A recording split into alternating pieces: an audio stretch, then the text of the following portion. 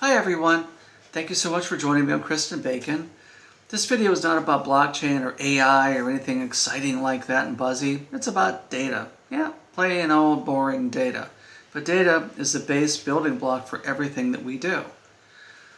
I've been in the industry for about 3 decades, and our firms have provided services in the pharmaceutical industry, the automotive industry, the legal industry, aerospace, government, and even competitive intelligence, and everything comes down to data. But the common theme from all of the industries I've ever been in has been, how do you put a value on that data? Hopefully in this video we could help you with that. We have a number of points and maybe give you some ideas, and maybe at the end of this you will perceive the value of your data a whole lot differently than when you started. Please join me. Thank you so much. When we baseline, we start with acquisition value. That's how much time did it take to collect the data and what was the cost of that labor.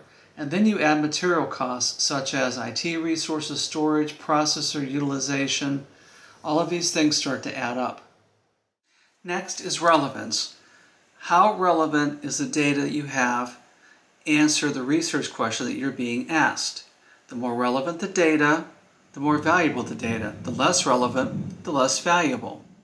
Accuracy. That's the next thing. The value of the data, if it is accurate, it reflects the reality it's supposed to represent. If there are errors in the data or the data is flawed or collected in some way that introduces bias, then that data is less valuable. Completeness. Data that provides a comprehensive view of the research subject is far more valuable than incomplete data. If you have gaps in your data, that could lead to misleading information or misunderstandings or incomplete conclusions. Timeliness. The more recent the data, the more valuable the data, especially when it comes to fast-paced industries. Uniqueness. If the data you're providing is not available anywhere else, that data is far more valuable. Unique data can give you different perspectives. Accessibility. Data that's easy to access is far more valuable than data where it's difficult to obtain it or interpret it. This includes the format of the data, the user-friendliness of the data, and even licensing issues. Ethical considerations. Data that's collected and used ethically is more valuable than data that violates ethical standards. This includes considerations of things like privacy, consent, potential harm to participants.